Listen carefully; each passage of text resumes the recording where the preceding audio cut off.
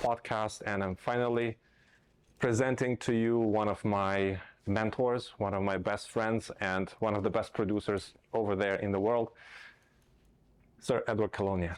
Thank you so much, my friend. Much appreciated, Victor. You are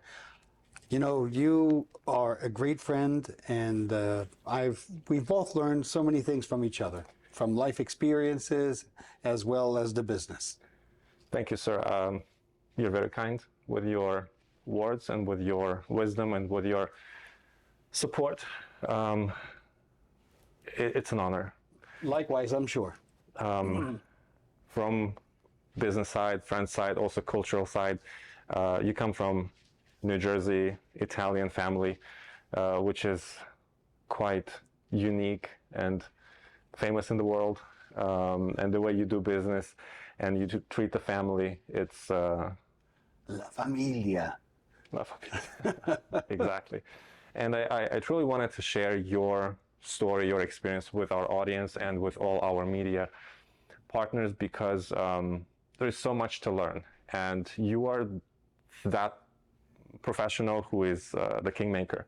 You've made so many kings, and I've talked about it on multiple shows.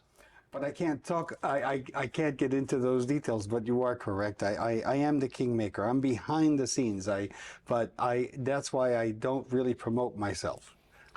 We will change this. No, it's okay. It's okay. I don't mind being behind the scenes, but I'm honored. I'm flattered that you think of me that way. I appreciate that. However, I don't think I'm that big of a deal. But I enjoy what I do, and I enjoy helping people achieve their max. I do it behind the scenes. I do it as a producer, as a director, or behind the camera, and nobody necessarily knows to the extent I do things, because I'm not good at promoting myself. You, on the other hand, are really, really, really good at being in front of the camera. I'm behind the scenes, and I don't mind that. Well, I do enjoy being behind the camera, honestly. You know, when in You're great at it too. I have great professionals to learn from. Well, before we dive into your story, I'll mention that, you know, when I moved from New York in 2015 to LA, I still had that idea of becoming an actor and action star and stuff like that. But after making 2 films in which I acted and then also fight choreographed, I felt like, no, I'm good at managing the whole thing, the budget, and directing is much more interesting than learning someone else's script and then following someone else's direction, which not necessarily always is great. So here we are. But look at you. I mean, and look at someone like Clint Eastwood, for example, who ran the gamut from being in front to now behind, producing, and still acting in his thing. So, hey, then, you know, the night is young, and you're in diapers compared to Clint Eastwood. Well, yeah. Comparing to Mr. Clint Eastwood, which, yeah, he is very remarkable. But back to you, sir. You were born in New Jersey. Yes, I was born in Newark, New Jersey, around the time of what they call it, the Newark Rebellion. Okay. And that was a very, very strange time in history to be born in Newark.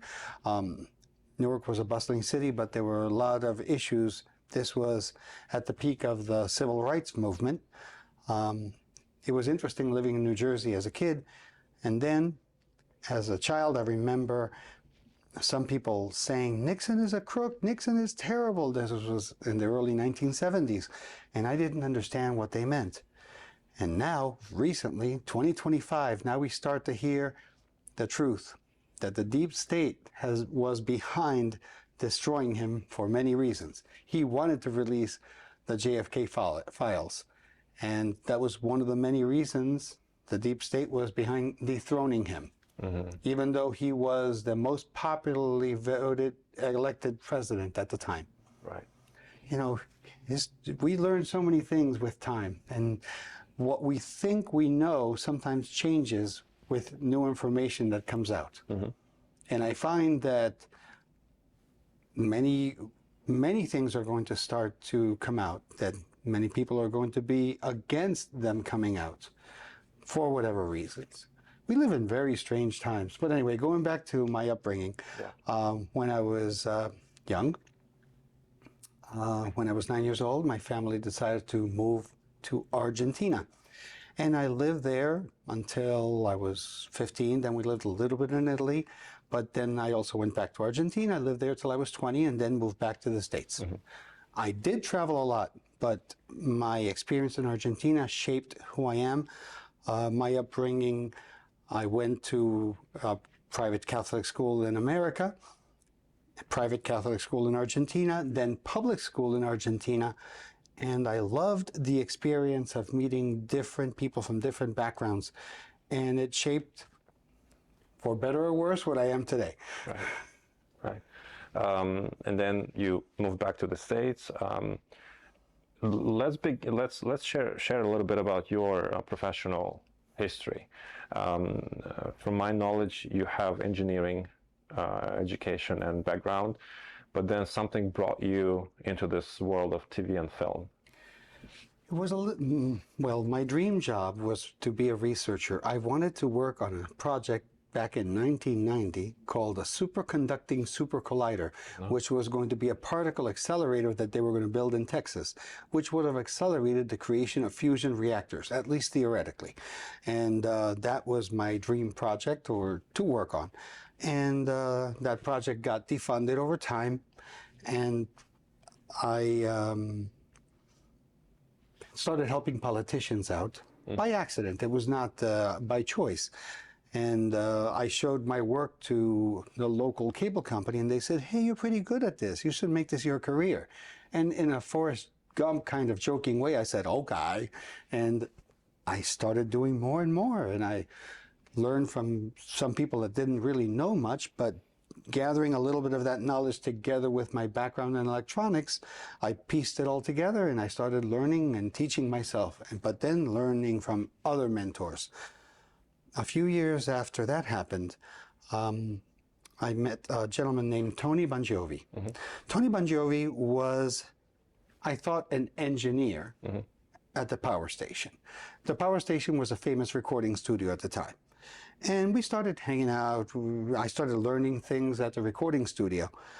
A few months later, a friend of mine says, Ed, you know that guy you hang out with? He's not an engineer at the power station. He's the owner. What? So I said, that night, I said, hey, Tony, yeah, what is it? He looks like Mr. Bean, but he's fantastic. I said, Tony, a friend of mine tells me you actually own this place. Well, who the F do you think owns it? I don't know. Some guy. You're always dressed like a bum. I never thought you owned this place.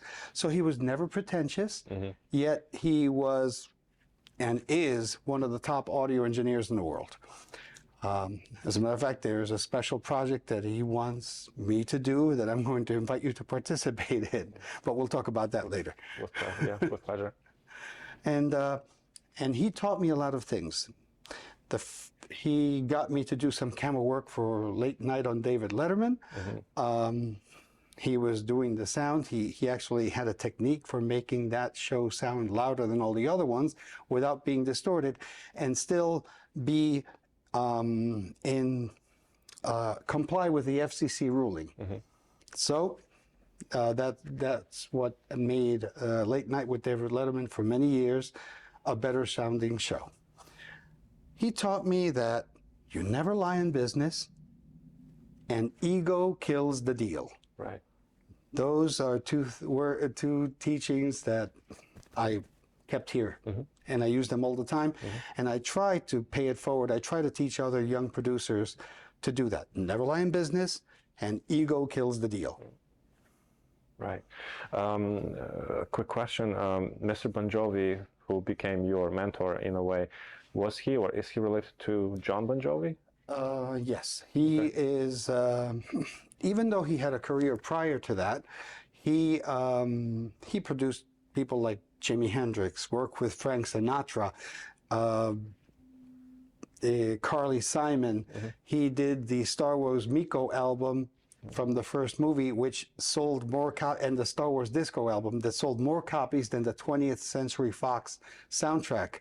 So, yes, great man, great teacher. However, He did fund John Bon Jovi's career. He did produce him at first, and but I cannot get into details because of litigations that they currently have. So I cannot say more than that. They are related, and Tony did some work, and I have to leave it at that. Okay, that's totally fine. So you began with Mr. Bon Jovi. You did camera work at the Letterman show.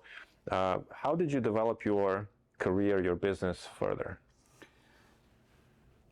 Tony introduced me to the world of freelancing, which then opened my eyes to working on different projects, different industrials, working for places like Prudential, Sharing Plow, the pharmaceutical, MetLife. It's funny, I worked at the same time for Prudential and MetLife, and they never made me sign a non-disclosure. However, I never did share any secrets from either one of them. So that's a good hallmark. You know, always keep private what you work on for your clients. That's another reason I don't really promote what I do. I do it for my clients and I make them look good, but I'm not going to divulge those things that I did for internal use. For public use, certainly. I mean, commercial, sure. I did video news releases that went all over the world. And then 9/11 happened, and that changed a lot of things. September 11, 2001 changed all our lives. I was building with friend of mine a huge studio with a 60 by 30 soundstage, double truck entrances, 4 makeup chairs, 12 phone lines, 4 fax machines. This place was enormous. And then 9/11 happens and there's no business.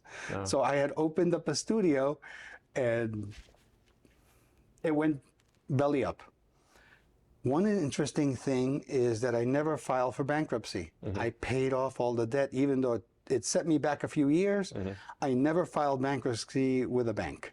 So I ate up all those costs. So it set me back 5 years, but I did it on my own. I don't know if that's a good thing or bad. Some other business people would say, hey, you should have screwed the bank. Well, that's not my karma, let's say. That's not my, I don't want to do things that way. Okay. What was the reason that you were building that studio, first of all? I was doing so much work for Prudential and for these pharmaceutical companies. We knew that we were going to have a lot of business coming in. And suddenly 9/11 happens and everything got turned upside down. No, I understand that, but like you were working for different companies. And we wanted to bring that freelancing in and also create motion pictures. We even had in that 60 by 30 soundstage, we also had a hard cyclorama. Wow. So we had taken pictures with and videos with Mercedes-Benz in there. We were going to do all these nice advertising, and oh well, things slow down. But that's okay. You live, you learn. Right. I probably would have done it with a business loan instead of doing it with my own money. That's what I did many years later. Okay, that makes sense. Why did you close it or did you rent? You could have rented out. I had to close it out after the first year lease was done, and I paid off all my debts. I closed it down, and now it's a laundromat. Well, giant one. That probably might have been a better idea than the studio. Probably, but that's okay. You know, you live, you learn, you move forward. Right. So you moved forward. What did you do? How did you basically start over? Probably after the paying off the debt, right? From zero. I just kept doing a lot of freelance work, which paid very well. I was running several local public access TV stations in addition to doing my freelancing work. So I was working ungodly hours. 60, 80 hours a week was normal for me. And then I eventually met the lady I married, and you know what? Wait a minute. Calm down a little bit. Maybe a little less work. More time for family. More time for fun. And so I still work a lot, but that changed my life. When you meet the right person, you have to put your priorities in order. It can't always only be work. Now, if you don't have somebody, go for it. Accomplish your mission. But when you meet the right person and that person is supportive of your goals and where you want to go, then move forward with that person. And with the support of that person, I still worked a lot, but I toned it down just a notch to be able to have a family life. So it's like from 60 hours to like 58. Something like that. Sometimes I bring my work at home and I'll be in my pajamas working, or my shorts working till 2, 3 in the morning anyway. Right. But the difference is I'll do it at home instead of at the office with a cup of coffee. I used to spend so much money at Dunkin' Donuts buying all those big coffees, not just for me, but for my staff. So now I have cappuccino at home instead. Oh, that's the best. I mean, you Yes. can't compare. Lavazza. Lavazza is great. I love Lavazza. Right. Before we continue, I have this question that I always wanted to ask, but I would prefer that, to do that on camera. In your life, whether it was youth time or maybe when you started working, did any of periods of your life remind you of something from The Sopranos? Because it was New Jersey, the show was in New Jersey. Was there anything like in the show? You know, it's funny, New Jersey has a lot of that Italo-American thing going on. And yes, I did meet some people that reminded you of Italo-American characters. I did meet some people that were In the business? in the family. In the family. And the things they did were, I would not repeat here. Well, we don't know about the things that they did, first of all. Or that I heard that they did. Well, we don't hear, we don't see, we don't talk, and we also know about Omerta, right? But my question is more about the relations. Like what we see in the show, that they would meet and have those shots of espresso or like that. Oh, yes. They're from different businesses, but they still, because of being Italian, they bring them like a family type, right? Have you had that type of relation, Yes. flavor with others? Oh, yes. And it's all about loyalty. You don't need a piece of paper. You don't need a contract. Your word is your bond. Right. And that's something that I did not learn from Tony. Although he's of Sicilian descent too. Your word has to be your bond. Yeah.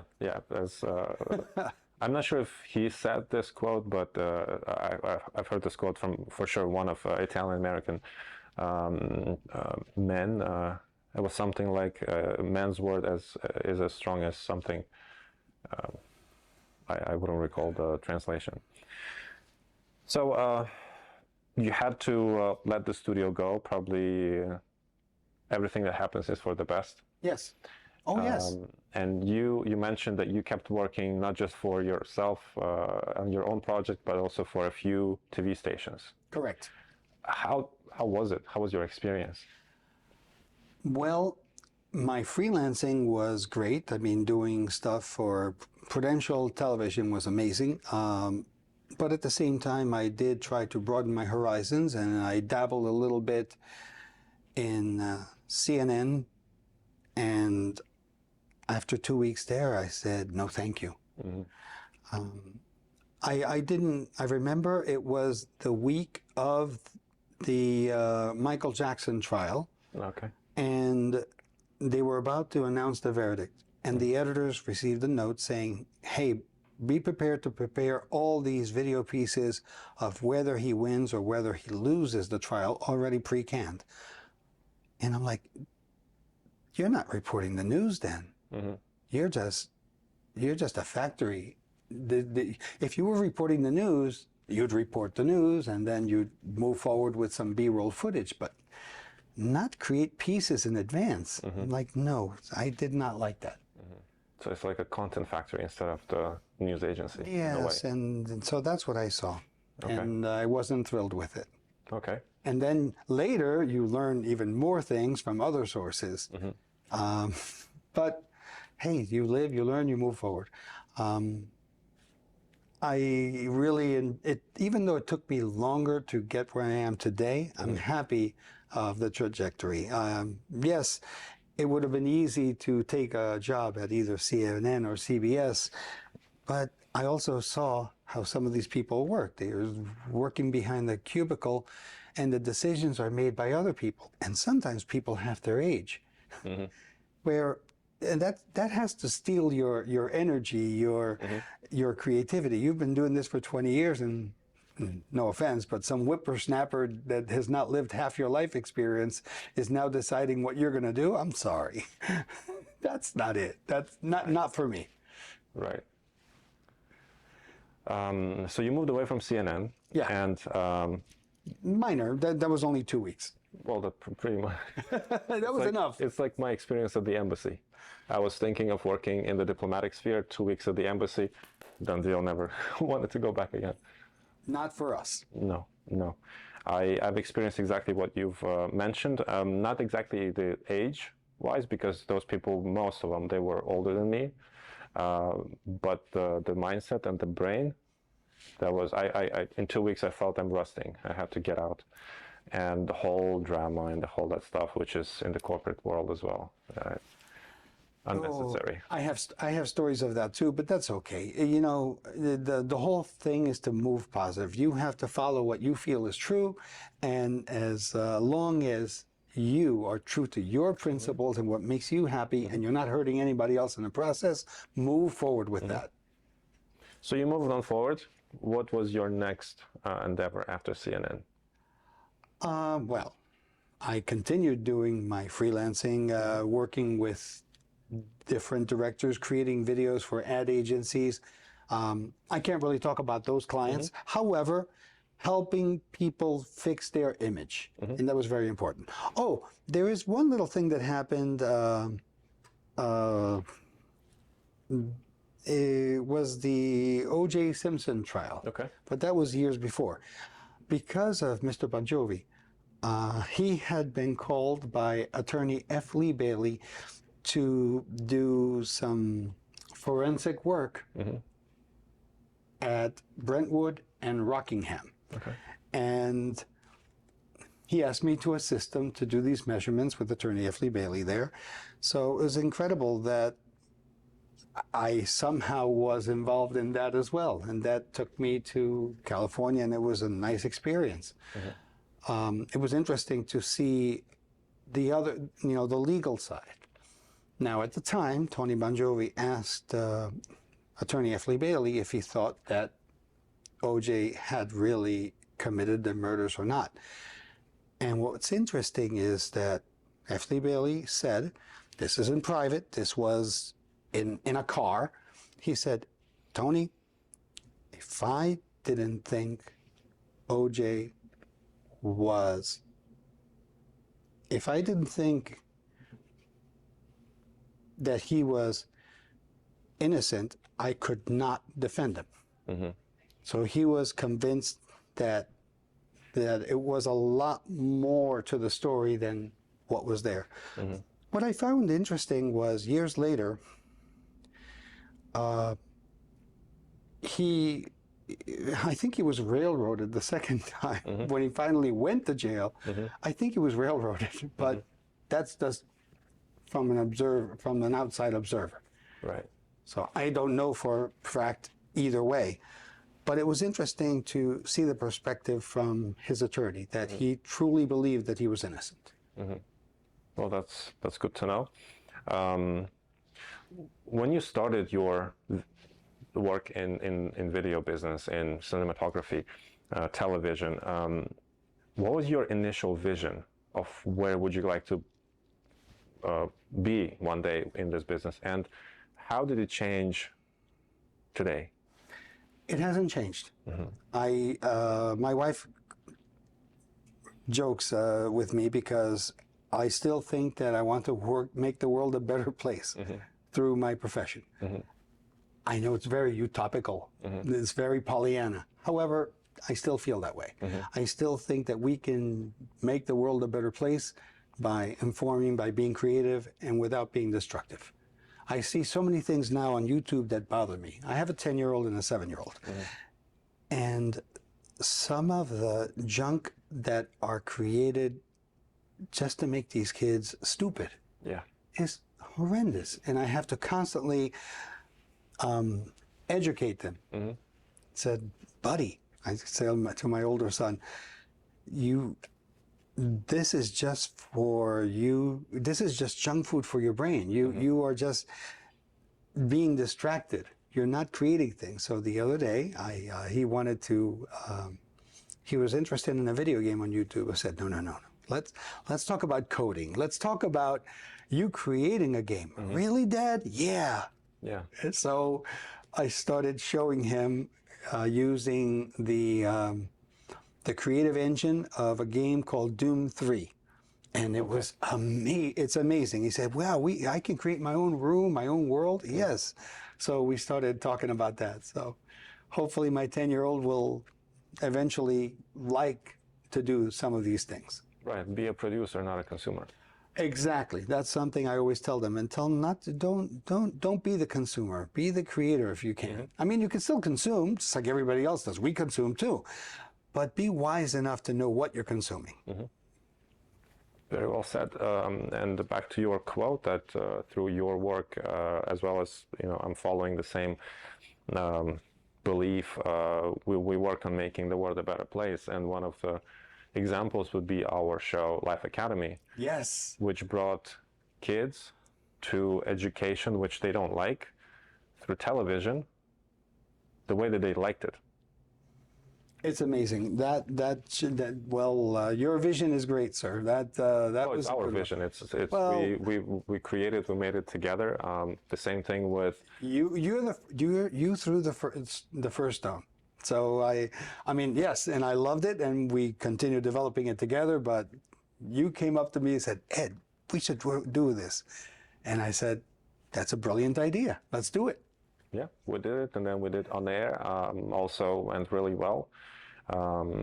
It was very interesting to see how the kids actually transform and wake up. And we filmed that awakening. I mentioned it to you. I just wanted to mention on camera how Jocelyn, the finalist, the winner, amazing. She snapped in a moment, and then she went out, and then she came 5 minutes later, and that was a different person, new person. The leader has been born on the stage, on the camera, in our show, and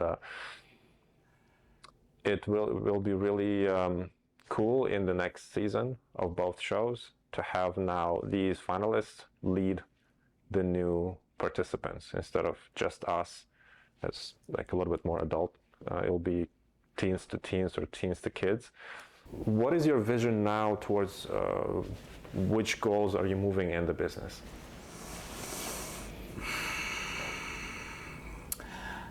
Right now, what I'd like to do is continue developing our platform. I think that Alpha TV is going to be a beautiful platform that's going to bring more people together.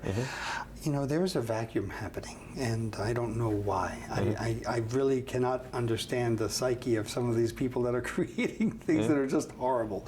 I mean, I used to love Disney products as a child. And even some of the quote-unquote newer things that they created were pretty good. But somehow they got wrapped up in creating a message that not many people want to hear. They are creating a message that doesn't resound with everybody. Yet they're doubling down on it all the time, even if they're losing money, which makes no sense. Right. And it's not all about money. I understand. If that is what they want to do, that's their choice. We live in a relatively free world. And at this point, they're going to lose their company if they continue with this route. And it's a shame, because I don't think Walt Disney would agree with what they've done. Right. I don't want to knock down the actors or the performers or the people that work on these movies. That's not my business. But some executive decisions that are done behind the scenes are the ones that are really destroying their brand. It's a shame. Well, I would probably make a little guess that it's in one system. They're making decisions based on probably what they get offered by their employees, and I don't see anything quality-wise growing.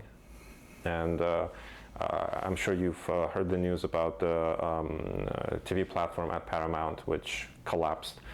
And I read in the news that they hired management out of Disney. So it's just like one little circle, and they recycle each other. There's no fresh blood, fresh ideas. How can you fail being a TV platform with Paramount? That's just beyond my... Paramount, the creators of The Godfather. Top Gun. Yes. There's so many things that they've done. Star Trek. Yeah. I mean, Alfred Hitchcock. I mean, so many. No, there's a mentality problem, and it goes beyond just these big brands. It's happening in America right now. It would be great to have people unite, come together, talk a little more. I mean, what about these people that are burning down Teslas? You can disagree with Elon Musk all you want, but to vandalize Someone's Teslas, property. that costs so much too. Yeah. And I'm sure that a lot of these people that are buying them are not millionaires. They're just people that, you know, it's a really hard effort to buy such an expensive vehicle like a Cybertruck, and they're destroying them. I don't get it. And it also makes me wonder, how is the media talking to some people to push them to the brink of doing horrible things? Was the media responsible in some way for the 2 Trump assassination attempts? I can't say yes or no, but something points that the media has been pushing people being very inflammatory. And, well, now you get some consequences. Sorry to get political, but it's more. and even than, if you don't agree with Trump, I don't agree with Trump with everything that he's doing, but even some things I have to say I agree with, but I certainly can't say it out loud to everybody because I'll get in an argument. I'll be canceled by friends. Some people have already canceled me just because I stopped them from being derogatory towards towards Melania Trump, calling her a whore. And I posted saying, this is not appropriate. No matter what you think of the president's policies, there's no reason to degrade another woman. Oh, you're defending a whore, blah, blah, blah, blah, blah. I'm canceling you. Well, thank you for doing that because I don't want to be your friend either if you're that close-minded. That is true. Truly, well, amazing in a negative way, what I observe as well, with people just probably being emotional about things and not really willing to dive and study and understand what is the tariff and what is the Dodge doing or what was done by Barack Obama or by other presidents. It's not about emotional approach. It's he who is elected or she, doesn't matter. It's a manager. It's a management position, and we have to come with just mathematical mind and see how it does work and how it affects whether it's social life or economy, right? But we have the opposite situation. Well, it's okay to disagree. It's okay to agree to disagree. It's okay to debate. But when it comes to the tariffs, for example, let's say you charged me a 5% tariff and I'm charging you a 20% tariff, and you say, hey, I'm going to charge you a 20% tariff because you're charging me a 20% tariff, then it's up to me whether I raise the stakes or I come down so we both can be on an even keel. Argentina is the first country that offered 0 tariffs with the United States, and it's the first country to move forward with that agreement. This is amazing. So let's see what happens in the near future. Poor Argentina. Poor Argentina has been ransacked by their own people, by their own governments, and by a lot of people that, both sides, right, left, whatever, conservative, progressive, whatever you want to call them, they've robbed that country so much. And it's a shame.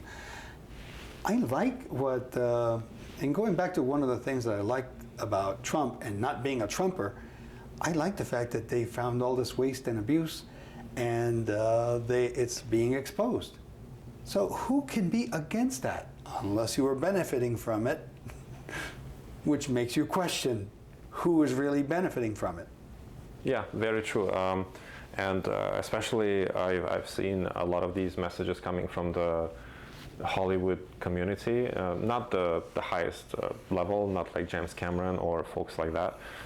Well, they're smart enough to keep their mouth shut if they don't want to get canceled. No, they were very much against Trump, very much against Elon Musk and whatever they do, which I do believe for the economy, it is beneficial. In the long run, right. In the long run, and even now, I mean, why would we spend money on condoms for Palestine or whatever it is? Yes, I heard that. I heard that. But, I mean, I get it that we all might need the condom, sometimes, but why would we pay from our tax for? It's just beyond my understanding. and the other crazy things, but still. And what about the bigger things? What about the bigger things? I mean, I lived in Argentina, and when I was a kid, I remember the coup that took place. Democratically elected government being overthrown. And why? Well, let's see. The Argentine military at the time had been going to the School of the Americas. And the School of the Americas was a good place to teach future dictators as to how to overthrow their government, It's like, wait a minute, that's the School of the Americas. These are the things that are getting defunded now. So I'm not going to say that we are going to be Pollyanna from now going forward. However, maybe we're going to tone down the way we do things. Maybe working with tariffs is a little better than overthrowing another government. Absolutely, and we saw that happen in the Ukraine, and what's happening right now. Nothing good. Well, what about Belarus? What about now European countries that are... Romania just happened. God. And now trying to jail Marine Le Pen? Come on. France they call themselves democratic, but they're destroying their own democracy. This makes no sense. We lived in an upside down world. Yeah, we've seen what's happening on both sides. But what fascinates me, again, not in the best way, is that the youth is supportive of those ideas, especially in Europe. I had an argument, a mild argument with a student recently who is from Bulgaria but was studying in France and came over here and was attending a university in New York. I won't even mention which one. And he was explaining all the way everything that Trump was doing was horrible, and the things that he called horrible were the things that I actually thought were great. But I let him speak his mind, and I said, well, I invited him. I said, how about this? 5 years from now, I invite you to have a conversation with me, and let me know if you still feel the same way. So I look forward to that conversation in 5 years. Yeah, that will be funny. We might want to record that. I would love that. That will be probably the same reaction, the same emotional thing, trying to save their belief no matter what, if it makes sense or not. I had, in fact, a brief conversation with an alumni of UC Berkeley. And you would think one of the top schools, not for business though, and this is a student for a business major. That's more of engineering school. And I saw the same kind of thing. Emotional reaction, no brain involved, with all disrespect. And to me it was fascinating because I've known the person since 2015, and it's UC Berkeley. you probably need to behave in a certain way because you carry this brand of this school. And the person was publicly speaking that that person would hope that other country would kick America's ass. And like, you are American, you were born in America, you're of different cultural descent, you're not maybe, you know, 5th generation here, but why would you want other country, no matter what, to kick ass of your own country? America, we've done some bad things, no question about it, and every powerful country does bad things at some point. We're not going to agree with everything that a very powerful nation does. But we've also done some great things. I mean, America has contributed so much to the world in these 100 years. I mean, Thomas Edison was the Elon Musk of his time, perhaps even on steroids, because he perfected the incandescent light bulb, which illuminated the world. He came up with a way for electric generation companies to make money. He created the bill for, and a way of measuring the amount of power that was being created. He invented recorded sound. See, I said perfected the light bulb, but invented recorded sound. Right. He perfected the telephone, which was invented by Bell. And Bell perfected the phonograph by creating the gramophone. Well, anyway, times of inventions, the electric car, the electric train, so many things happened. And then Henry Ford. I mean, with Henry Ford, you have the automobile being mass-produced. Amazing. And by the way, he was a close friend with Thomas Edison. So they mentored each other. Then you have contributions of the African American community or the black community. Let's stop saying African American, because it's not always African American. Some of these people were not born in Africa, they were born here. Right. So from the black community, you have jazz. Amazing. You have Gershwin, you have the Jewish composers that worked in Hollywood, in the music industry, and in the entertainment industry. Thomas Edison was influential and instrumental in developing the film industry. And then they escaped from his goons and took it to California because they were being chased. That's a documentary in itself. However, there are so many great things that America produced and created. You have satellite, rocketry, Robert Goddard. Robert Goddard was the father of rocketry. And then he was sharing, like a good guy, his inventions with these German scientists, and they used that to build a V-1 rocket. Oh, well, wait a minute. And that was the grandfather of the Saturn V. So all these great inventions, satellite communication, the recording industry, even though some things were invented in Germany, they were perfected over here. Then you have other minor inventions, like the solid body electric guitar invented by Les Paul. You know, you talk about all these great things that America contributed to the world, but you can't sleep on your laurels. You can't say, okay, we did all this. Yes, that's great. And then there's the question, what have you done for me lately? So why stop?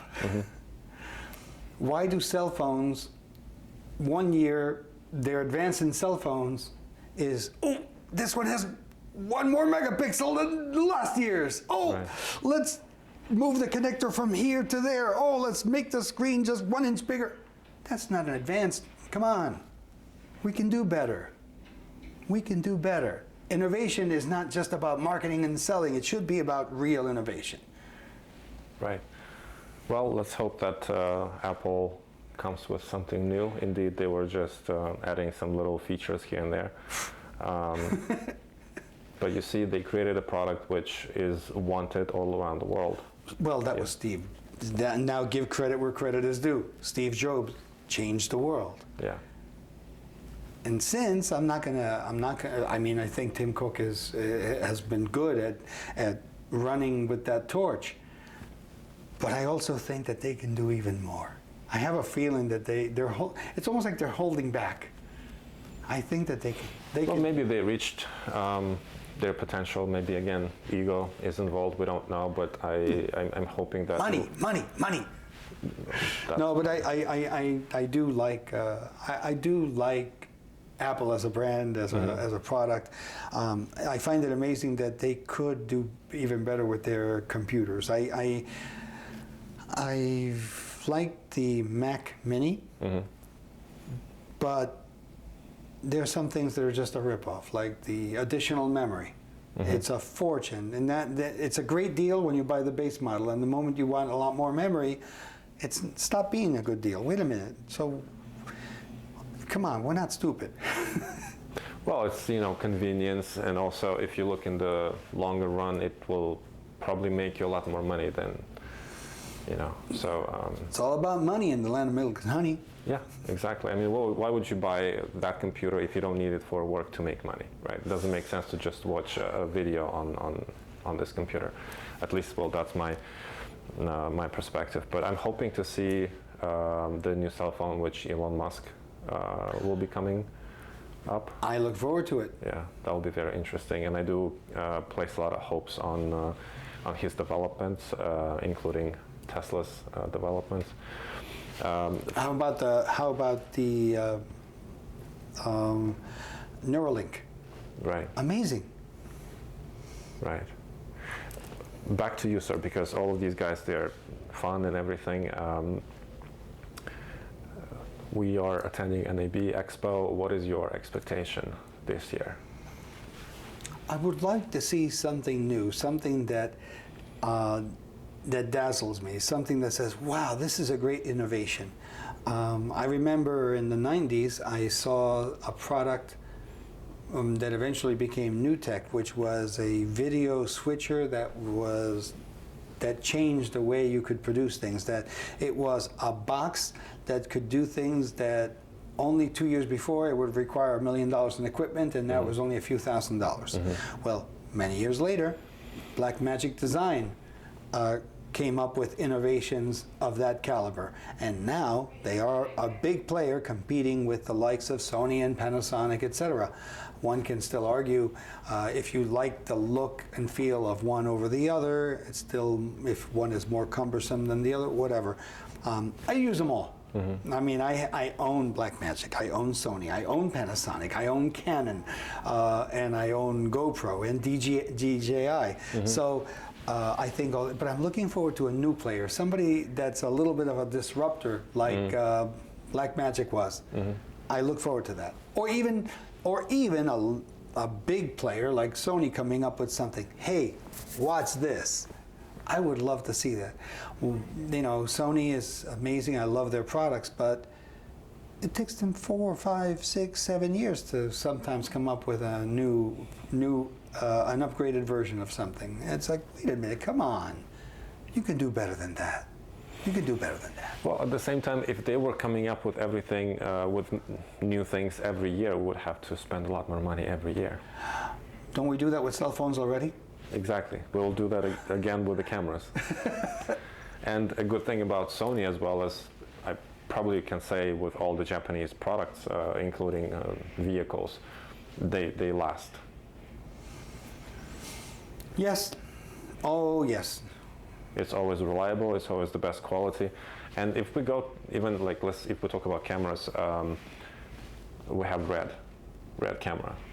The inside filling of it is Sony. So. Yes. No, it's. a lot of these products borrow from each other. When there was a short time in my life when I actually fixed electronic equipment, and I would be surprised that you would open a VCR, and in a Panasonic VCR you would find components from other brands that also made VCRs, such as Mitsubishi. I never saw Sony components inside a Panasonic, but I did see other brands, Toshiba, Magnavox, etc. So they borrow, they buy from each other, they work together. Right. Well, thank you for coming to the show, sir. Oh, we could keep this on going for hours, and I really appreciate your time, sir. I appreciate your time. I hope that we find something new at this expo. It would be great if we could record another episode after the expo so we could share with the audience if we did or we did not find anything new. But for now, let's take a little pause. Let's keep our engine moving, and I can't wait to record another episode with you next time. And let's make the world a better place. Definitely. Let's begin with a good pizza.